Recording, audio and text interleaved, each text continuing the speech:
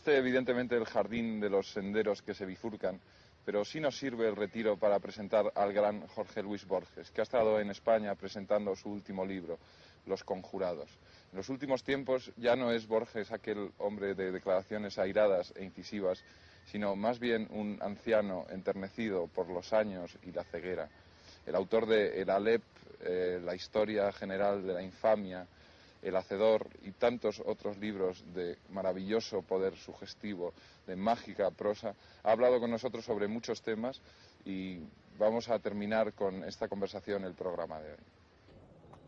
En Los Conjurados hay un poema sobre las Malvinas en el que usted parece sentir una contradicción entre el amor a dos patrias, Inglaterra y la patria de Cervantes.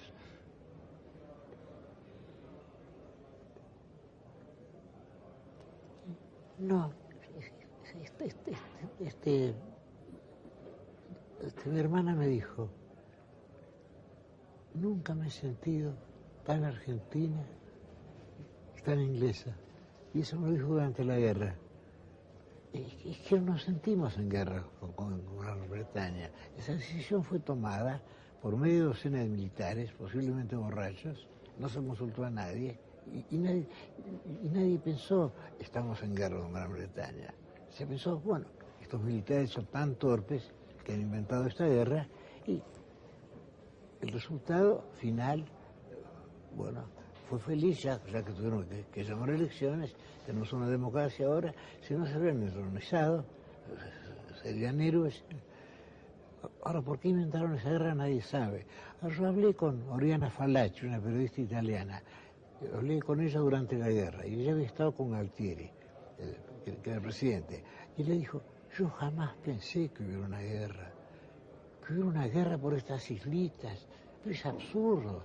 Y ahora parece que hay una guerra y están matándose. Yo estoy atónito. Y Menéndez, cuando se rindió, le dijo que en el muro lo mismo. Yo jamás pensé que las cosas llegaran a este extremo. Bueno, pero imagínense, adolecíamos de 82 generales en servicio activo. Yo no creo que la Unión Soviética tenga 82 generales, de los Estados Unidos. Nosotros somos un país de 27 o 28 millones de habitantes, 82 generales, son gente peligrosísima para el país. Y luego, antes de la guerra hubo algo no menos terrible que la guerra, que fue lo que se llamó la represión. Es decir, que hubo terrorismo, pero el gobierno no tenía por qué imitar a los terroristas. Ahora, según el general Camps, el número de desaparecidos, como se decía, era de 30.000, pero después parece que no, que eran menos, y que él dijo eso para ser terrorífico también. Él exageró las cifras, lo cual es más terrible todavía, que una persona, quiera ser terrible. Pero parece que no hay tantos, pero no importa, con que hubiera uno solo sería de más. Y el procedimiento era horrible, los secuestraban de noche, o en pleno día también, por la gente que se secuestraba por el gobierno. Y luego a muchos, antes de ejecutarlos, los torturaban, ya que el hombre, homo homini lupus, el hombre fácilmente un lobo para el hombre. Y los diarios no decían nada, no podían decirlo tampoco. Pero sin embargo yo dije lo que pensaba de los gobiernos militares, de los que se llamaban con eufemismo desaparecidos. Yo escribí contra la guerra, pero no es que yo fuera especialmente valiente, yo no soy un hombre valiente, pero yo sé que yo gozaba de cierta impunidad, de que no gozaban otros, ya que soy, conocido fuera del país, no me pasó nada. Y Silvina Bullrich también escribió contra los militares y contra esa guerra insensata durante los hechos. Y otros no. Los diarios estaban obligados a la hipocresía, como es natural. ¿Usted sigue la actualidad ahora? ¿Cómo? ¿Usted sigue la actualidad? No, yo no leo diarios, pero yo creo que mi país, en fin, espero que se salve, pero no podemos esperar una rápida resurrección o convalecencia. Creo que se exagera el poder del Estado. Es mejor, creo que nuestro deber es sostener al gobierno actual, que es por lo menos un gobierno de caballeros, un gobierno de personas decentes, en un gobierno de insensatos o de criminales. Ahora, desde luego yo no estoy afiliado a ningún partido. Yo, bueno, yo habré hablado un par de minutos y tantos con el presidente. Yo no puedo ejercer ninguna influencia política en un país. Soy un anciano inofensivo que sigue escribiendo y publicando, simplemente. ¿Qué virtudes aprecia usted en los hombres de acción?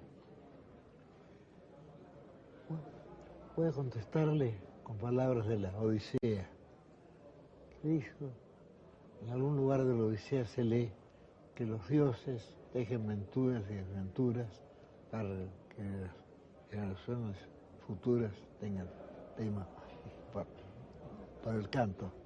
Es decir, los hombres de acción están justificados por la épica, digamos. Pero yo no querría ser un hombre de acción.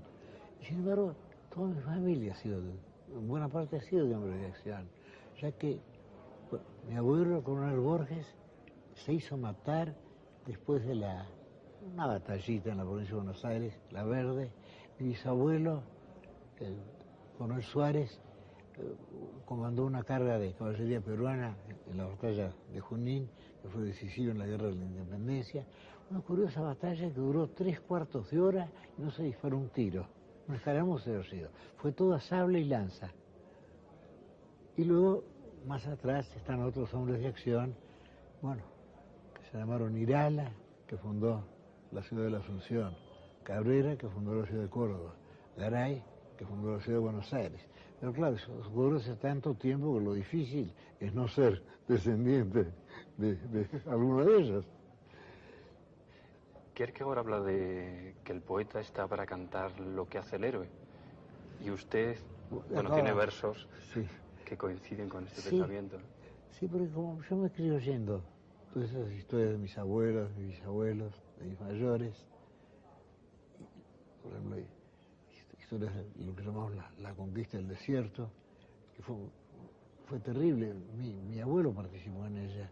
Y bueno, se acabó con los indios pampas, que eran bárbaros.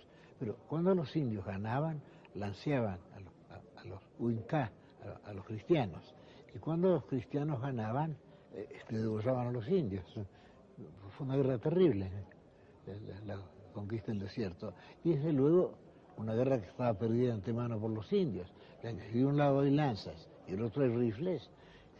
El resultado no es dudoso. Fue la técnica, sí. Parte de la nostalgia de la épica, Sí. ¿tiene alguna nostalgia especial? Algo que quisiera haber hecho, que quisiera haber escrito. Sí, yo creo haber escrito todo lo que ya han escrito los demás y todo lo que yo he remedado. Pero hay dos países que me gustaría conocer.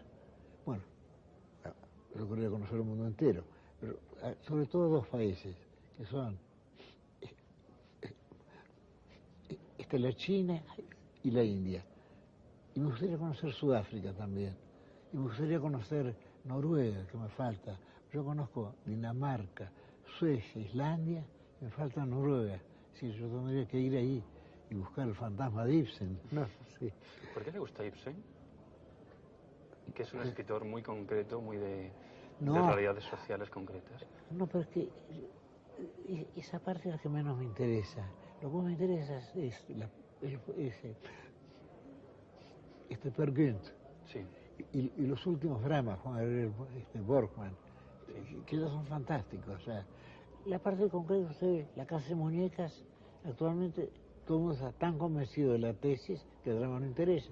Es decir, Ibsen ha logrado convencer a todo el mundo de lo que es paradójico, el hecho de que una mujer quiere vivir su propia vida. Bueno, esa pieza se tradujo al alemán, al francés y al inglés. Pero la tesis de que una mujer quiere vivir su propia vida no podía ser aceptada entonces. Entonces, en la versión alemana y en la versión inglesa, hicieron que al final Nora, Nora hay que pronunciar, se arrepienta y vuelva a su marido. Y en París, para que no resultara del todo incomprensible la pieza, hicieron que ella tuviera un amante. Porque nadie se trataba la idea de que una mujer vivió de su propia vida. O volvía a su marido o tenía un amante, pero si no la tesis era revolucionaria. Y ahora todo el mundo la acepta, por lo menos en principio. Eso que una mujer quiere vivir su vida. Eso que ahora es una platitud, un lugar común, fue escandaloso para su época. Sí, tuvo tanto éxito Ibsen, sus ideas fueron tanto éxito que las piezas no interesan. En cambio, Perkins te sigue interesando. Hay una mujer que aparece últimamente en sus libros continuamente, a quien ha dedicado sus 2 últimos libros. Bueno, yo me refiero a María Kodama, sí. Bueno, yo no sé cómo decirle todo lo que yo le debo a ella. Yo la conozco desde su infancia y hemos emprendido y aventuras lingüísticas juntos. Por ejemplo, él estudió conmigo el inglés antiguo, una forma puramente germánica del inglés, el anglosajón. Luego estudiamos islandés. Ahora está tratando de enseñarme japonés, que yo nunca aprenderé, porque es un idioma. Yo creo que el idioma japonés es a las lenguas occidentales, lo que nuestras lenguas son, digamos, al quichua o al guaraní. Es tanto más complejo, tanto más esquematizado, y luego con ello hemos descubierto tantos países, he mencionado algunos, por ejemplo, mis 2 viajes a Islandia y últimamente, Grecia, Egipto, Marrakech, el Japón, y luego los diversos estados, que son tan diversos los Estados Unidos, y hemos viajado por Sudamérica, en fin. Y yo les hice conocer Suiza, que no quiero tanto, Ginebra. En fin. ¿Por qué Suiza es para usted un ideal político ahora mismo? Vamos, hablo de la última página de Los Conjurados.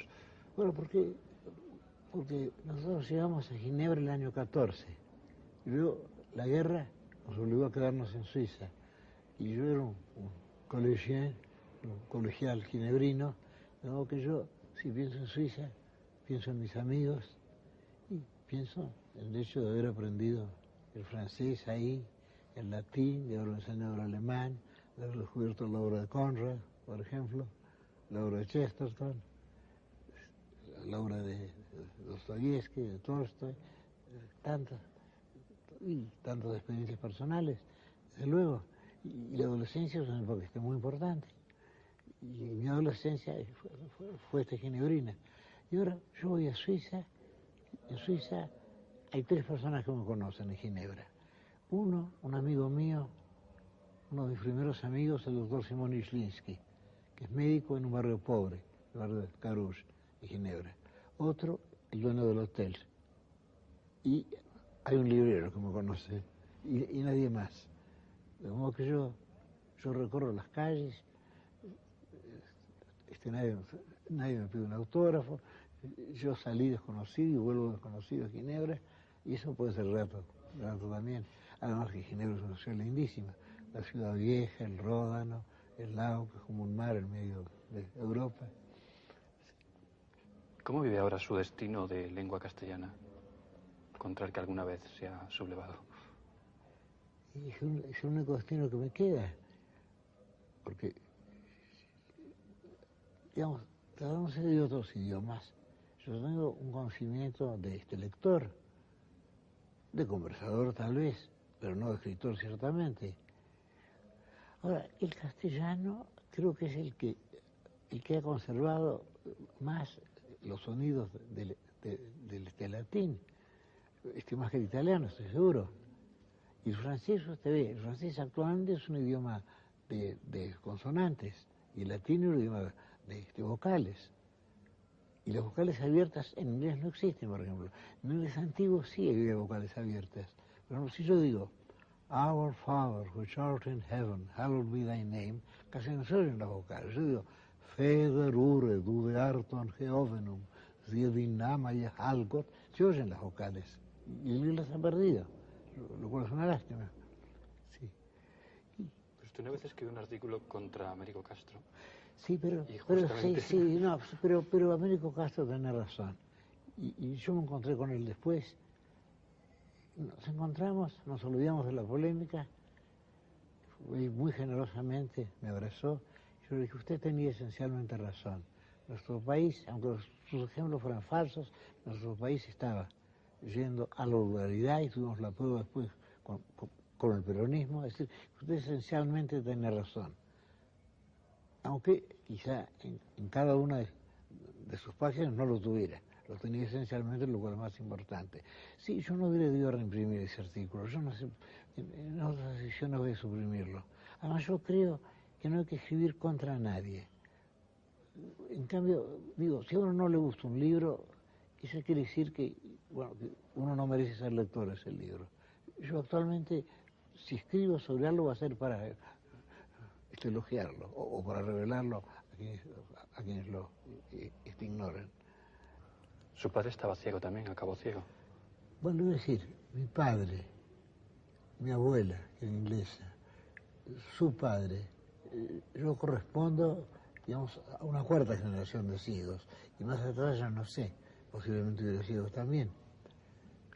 Pero sé que mi bisabuelo, mi abuela, mi padre murieron ciegos, y yo, si yo estoy ciego, ciertamente moriré ciego también. Y que yo sepa, no tengo hijos, lo cual es mejor. Usted cuando habla de su madre cita con frecuencia su pasión por esa de Queirós. Sí. Y mi madre, digo, a mi madre le dieron ese libro, en versión española, El ilustre casa de los Ramírez. Y yo le digo a mi padre, a lo mejor no hubiera querido en mi vida. Mi padre no sabía nada de ese Queirós tampoco, era desconocido. Y luego, bueno, supo que con toda razón era un novelista famoso. ¿Parte de su apellido Portugal significa algo para usted? Y significa mucho.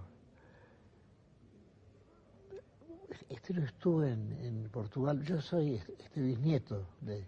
Mi bisabuelo era un marino portugués.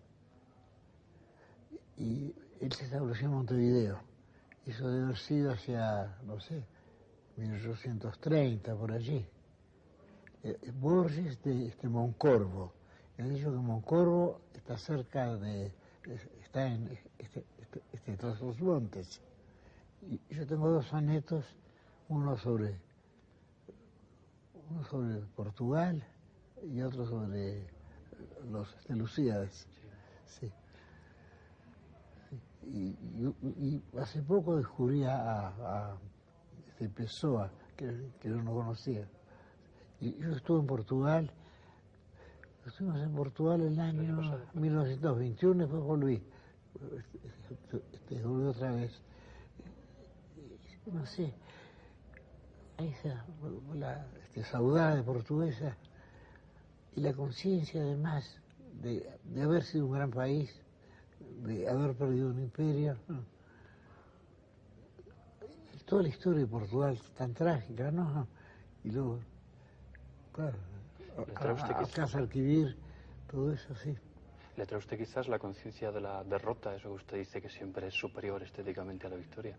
Y yo creo que sí. Y bueno, y además se entiende que la tragedia es superior a la comedia, ¿no? Su último libro, Los Conjurados, está prologado en Ginebra, que usted dice que es una de sus patrias. Sí, porque bueno, yo tengo derecho a decir eso. Aunque no estudió allí una temporada. Sí, nosotros llegamos en el año 14, y nos quedamos hasta el año 20. Luego que mi adolescencia, mi conocimiento, bueno, del francés, del latín, yo me enseñé alemán para leer Schopenhauer, el descubrimiento de grandes escritores como Conrad, por ejemplo, o Shaw, o los filósofos alemanes, porque yo me enseñé alemán para leer a Schopenhauer. Y si uno sabe inglés no es tan difícil, porque aunque la gramática alemana es más compleja, sin embargo las raíces son las mismas, sobre todo cuando uno averigua que si hay T en alemán, suele haber D en inglés, por ejemplo, hay correspondencias, así que se dan y que se repiten. Y luego, con María Colado estuvimos inglés antiguo, anglosajón, que que tenía declinaciones, como el alemán también, y los plurales. Puramente germánico. Y luego vino la conquista normanda, se mezcló el sajón con el francés y con el latín y dio el idioma inglés actual, que realmente bueno, es esencialmente germánico, pero usted ve que muchas cosas se pueden decir de dos modos, siempre un pequeño matiz diferencial. Por ejemplo, bueno, si yo en un poema tengo que hablar del Espíritu Santo, el efecto sobre el lector es distinto si yo digo the Holy Spirit o the Holy Ghost, porque ghost parece una palabra así oscura, ¿no? Y decir fantasma también. Bueno, y eso se da para casi todas las palabras. Hay dos modos de decirlo, y siempre el modo latino, bueno, parece ser menos elemental, más culto, y el modo sajón o germánico, no. En cambio el alemán es un idioma puramente germánico. Bueno, por las lenguas escandinavas, he estudiado algo de islandés, porque como siempre el estudio del anglosajón pasa al estudio del islandés, que ofrece una literatura posterior, pero está mucho más rica, y toda la mitología que se salvó en Islandia. En todas partes los misioneros borraron esa mitología, porque en Inglaterra no quedó nada, en Alemania tampoco, en los Países Bajos tampoco, en la Escandinavia continental tampoco, en Islandia se salvó esa mitología, todos esos mitos del crepúsculo de los dioses, todo eso es realmente islandés. Bueno, en fin, en todo caso nos ha llegado por Islandia, sí. Y el islandés, que es la lengua madre que se habla todavía en Islandia. Es la lengua madre del sueco, del danés, del noruego y parcialmente del inglés también, ya que los vikings invadieron Inglaterra, fundaron reinos en York, lo llaman Jorvik, un pequeño reino, y fundaron la ciudad de Dublin, la capital de Irlanda, que fundaron los escandinavos. Gente extraordinaria los escandinavos. Descubrieron América, bueno, muchos siglos antes de Colón, y se han encontrado piedras rúnicas con epitafios de vikings en el Mar Negro. El emperador en Bizancio tenía una escolta de escandinavos. Y después de la batalla de Hastings, en que los sajones fueron derrotados por los normandos, muchos sajones se fueron a Constantinopla y murieron sirviendo al emperador de Constantinopla, junto con sus hermanos escandinavos. Qué raro es pensar que el inglés antiguo y el islandés se hablaban en las calles de Constantinopla. Y ellos tenían una palabra, Zarkland, es decir, tierra de sarracenos. Y eso se refería, en la Edad Media, eso podía ser España o puede ser norte de África. Cuando dicen que alguien murió en Zarkland, en tierra de sarracenos, no se sabe si se refieren a la península o si se refieren al norte de África. Zarkland, sí. ¿Qué admira usted en las mitologías escandinavas, aparte de la lengua?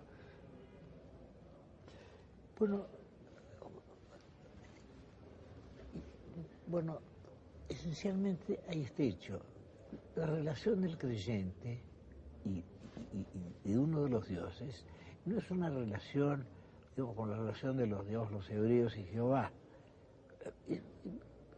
Es una relación más de amistad. Por ejemplo, no se dice que alguien era devoto de Thor, que dio su nombre al jueves inglés, Thursday, ¿no? Es el día de Thor. Bueno, no, se decía Thor tal, es amigo de Thor. Era una relación de amistad con las divinidades. Y se entendía que todas estaban sujetas a lo que en sajón se llama Würd, que viene a ser el destino, ¿no? Sí, las divinidades también.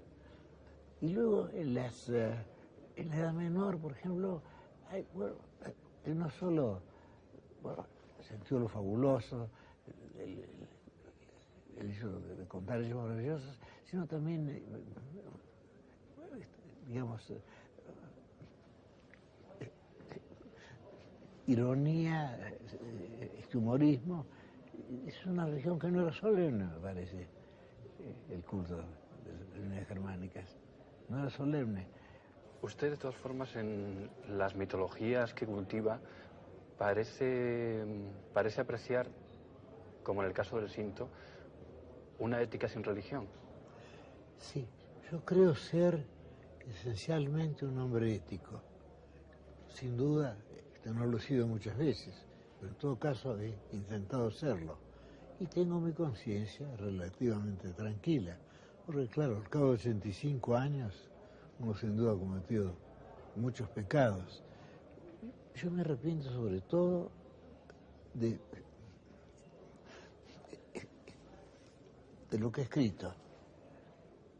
Cuando yo veo ese libro de horas completas me da vergüenza haber escrito tanto. Pero, sin embargo, si esa suma de páginas fue necesaria para llegar al fin de mi vida a 4 páginas perdonables, digamos, o algún verso que no merezca ser entregado al olvido inmediatamente, no habré vivido en vano. Ahora, yo siempre supe que mi destino sería literario. Ya que en mis recuerdos más antiguos yo siempre estoy leyendo o escribiendo. Ahora, mi padre era profesor de psicología y él me dijo que la memoria alcanza hasta los 4 años. Eso quiere decir que si yo no recuerdo una época en que yo no estuviera leyendo o torpemente escribiendo, lo he aprendido a leer y escribir a partir de los 3 años, supongo. Pero yo siempre supe que mi destino sería literario. El sentido de ser el destino de una persona que está, bueno, llevando la vida de todos los hombres, pero además leyendo y escribiendo. Yo no pensé jamás en el fracaso, no pensé en el éxito, y mi padre me dijo que no me apresurara a publicar, y que solo escribiera cuando sintiera una necesidad ineludible de hacerlo. Es decir, cada página mía, por defectuosa que sea, corresponde a una necesidad íntima. Yo siempre supe que mi destino sería eso, pero jamás pensé que escribiría tanto y jamás pensé ser conocido tampoco. Yo publiqué mi primer libro el año 1923. Yo había nacido el penúltimo año del siglo pasado, el 99. Yo tenía 24 años. Y ese libro se tiró a 300 ejemplares, no se me ocurrió mandárselo a ningún escritor. ¿Es un libro de que usted prefiere no hablar? ¿Ha dicho alguna vez? Bueno, no, sí, de ese y de muchos otros. Pero en fin, en ese libro está más o menos lo que yo haré después, pero entre líneas. Bueno, ese libro no se puso en venta, no se envió a los periódicos, yo fui repartiéndolo entre mis amigos. 300 ejemplares que le costaron a mi padre 300 pesos. Es decir, una suma, bueno, 300 pesos es tan ínfimo ahora, dado el valor o la nulidad de nuestra moneda, que, bueno, que no habría una moneda capaz de corresponder a 300 pesos, ni siquiera una moneda de cobre.